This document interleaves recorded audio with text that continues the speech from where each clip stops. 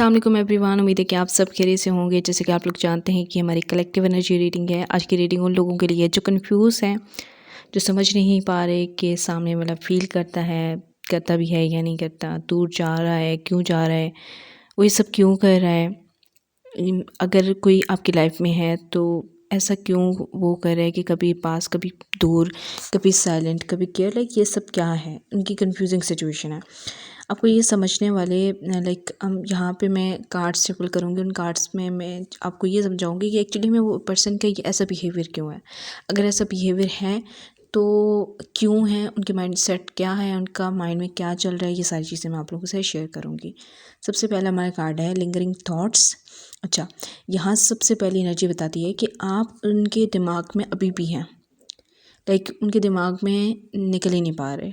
ठीक है, क्योंकि देखिए, चाहे वो बिज़ी दिखें, चाहे वो लाइक ज़िंदगी में नॉर्मल लगें, लेकिन उनकी हैवी एनर्जी है काफ़ी ज़्यादा। कुछ थॉट्स रिपीट मोड में चल रहे हैं। लिंगरिंग का मतलब ये होता है कि ऐसे थॉट जो रिपीट मोड में चल रही हों, तो वो उनकी रिपीट मोड में चल रही होती है। जब आप मतलब कि आपको बहुत ज़्यादा हैवी फील हो रहा था, इंटेंस फील हो रहा था, तो इसका मतलब ये है कि आपकी एनर्जी उनकी एनर्जी से मैच हो रही होती है उस वक्त।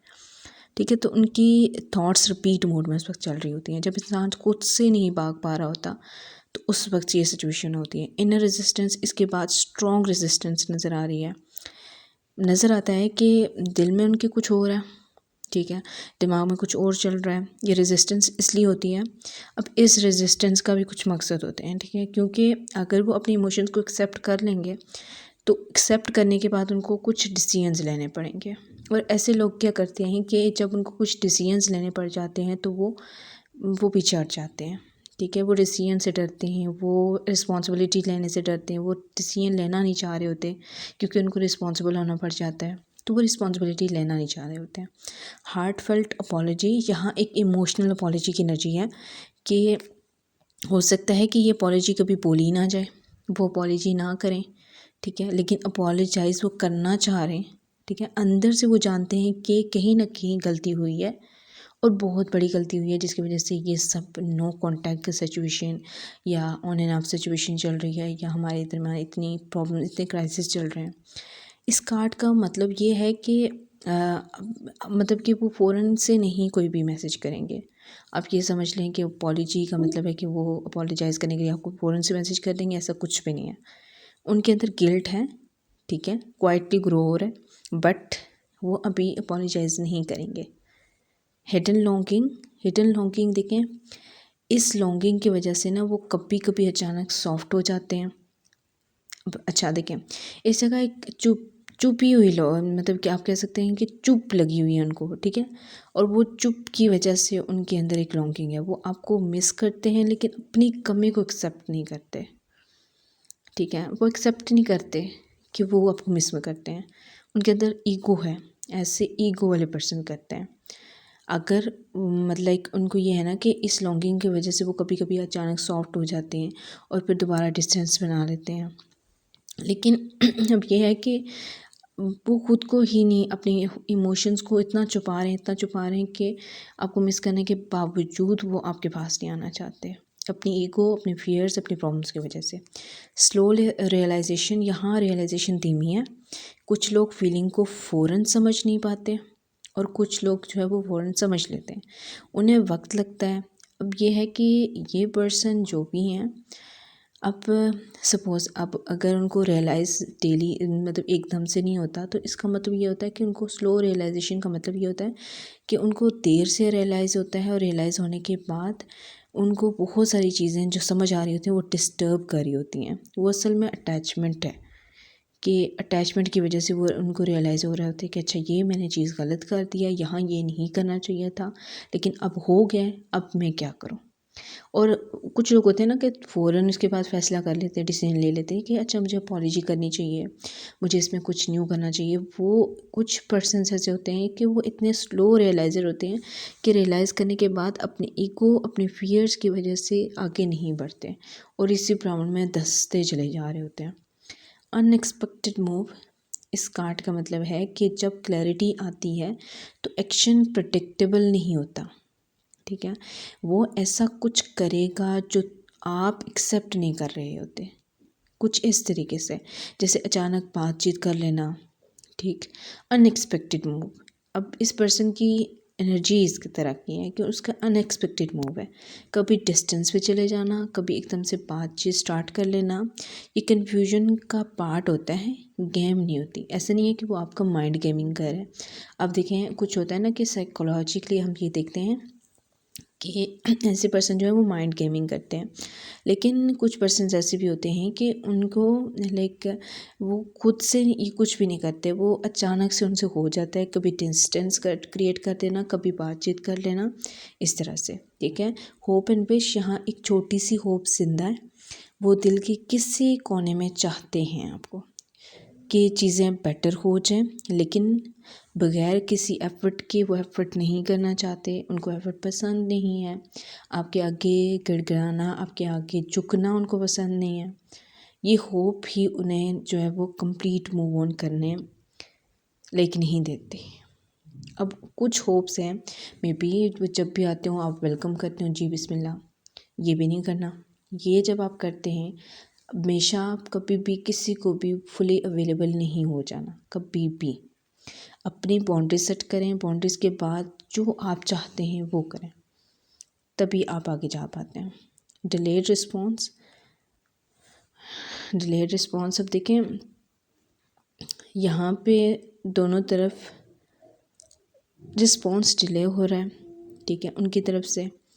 और ये डिलेड रिस्पॉन्स उनकी कुछ फियर्स हो सकते हैं, उनकी कुछ अपनी प्रॉब्लम्स पर्सनल हो सकती हैं, और उनका ईगो भी हो सकता है, ठीक है, कि जिसकी वजह से वो डिले कर रहे हैं चीज़ों को और रिस्पॉन्स नहीं करना चाह रहे।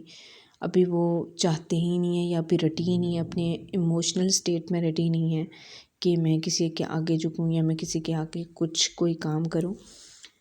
तो यहाँ पे अट्रैक्शन दोनों तरफ है, लेकिन रिस्पॉन्स डिले हो रहा है। अब अट्रैक्शन आपकी तरफ भी बहुत ज़्यादा है, रिस्पॉन्स आपकी तरफ भी नहीं है और उनकी तरफ भी नहीं हुई है। म्यूचुअल अट्रैक्शन, यहाँ पे अट्रैक्शन मैंने बताया ना, दोनों तरफ है।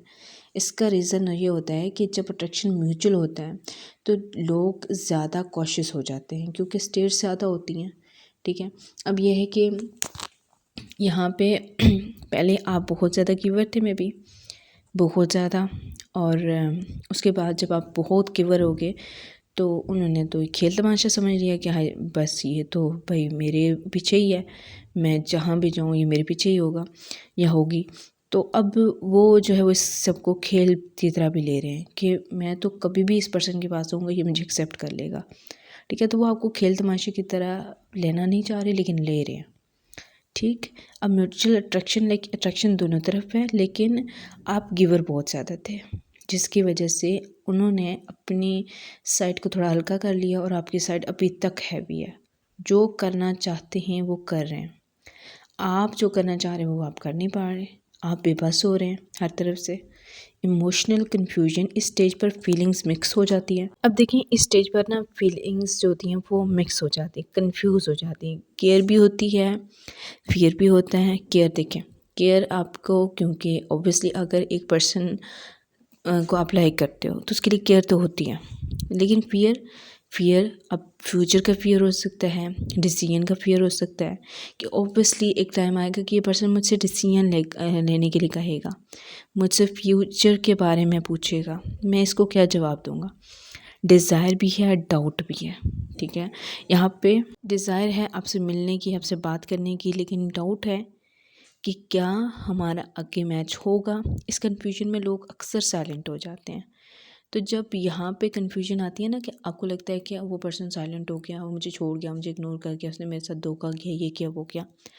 अब देखिए, यहाँ बहुत सारी प्रॉब्लम्स आती हैं जब ये आता है ना कि केयर भी है और अब वो पर्सन डाउट में भी है, वो पर्सन साइलेंट भी हो गया। तो इस यहाँ कन्फ्यूजन चल रही है, वो फियर में है, ठीक है। वो डिसीजंस और बहुत सारी और प्रॉब्लम्स, रिस्पॉन्सिबिलिटीज़, इन सब की फेयर्स में है, ठीक है। ताकि खुद को ओवरलोड से बचा सके, वो इस वजह से साइलेंट हो जाता है।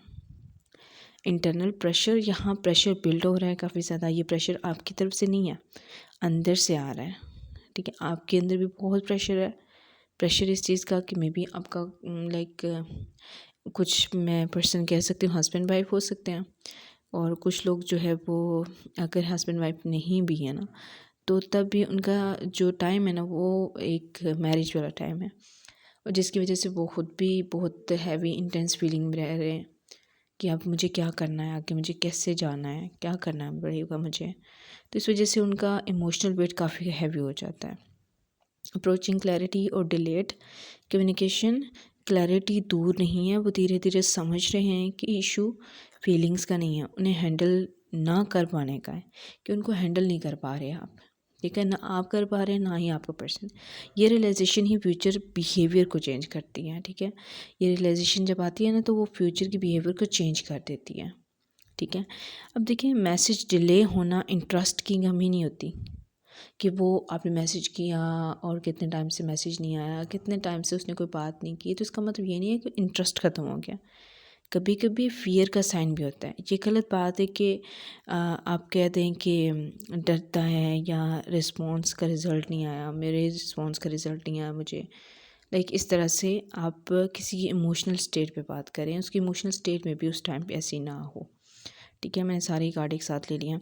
इमोशनल हेजिटेशन, यहाँ हेजिटेशन है, अगर मैं आगे बढ़ा और रिजेक्ट हो गया तो, इसलिए वो एकदम से आगे बढ़ने से रुक जाते हैं। इमोशनल ओपनिंग, गुड न्यूज़ यहाँ ये है कि दिल पूरी तरह बंद नहीं है, वो थोड़ा थोड़ा ओपन हो रहे हैं, बस अपनी स्पीड से। ये फोर्स नहीं होता, ये नेचुरली होता है, ठीक है, नेचुरल चीज़ होती है। अब साइलेंट अप्रोच में ये होता है कि देखें, साइलेंट अप्रोच में हम देखते हैं कि जो अप्रोच लाउड नहीं होगी ना, अब हम कहते हैं कि जो अप्रोच लाउड होती है वो ही एक्चुअल अप्रोच होती है, और जो लाउड नहीं होती वो एक्चुअल अप्रोच नहीं होती। कोई ग्रैंड कन्फेशन नहीं है, बल्कि छोटी छोटी science, checking in, reaction, subtle presence, ये साइलेंट अप्रोच होती है जब फीलिंग्स रियल होती हैं तो, ठीक है। लेकिन जब बिल्कुल कोई बंदा कट ऑफ हो जाए और आपको कोई साइन ना नज़र आए, तो इसका मतलब यही है कि उसको बहुत सारी फियर्स हैं, वो अपनी बहुत सारी प्रॉब्लम्स में घिरा हुआ है, और बहुत सारे उसको कुछ इश्यूज़ हैं जिसकी वजह से उसको आती है याद, या बहुत कम आती है, या कभी आती ही नहीं है।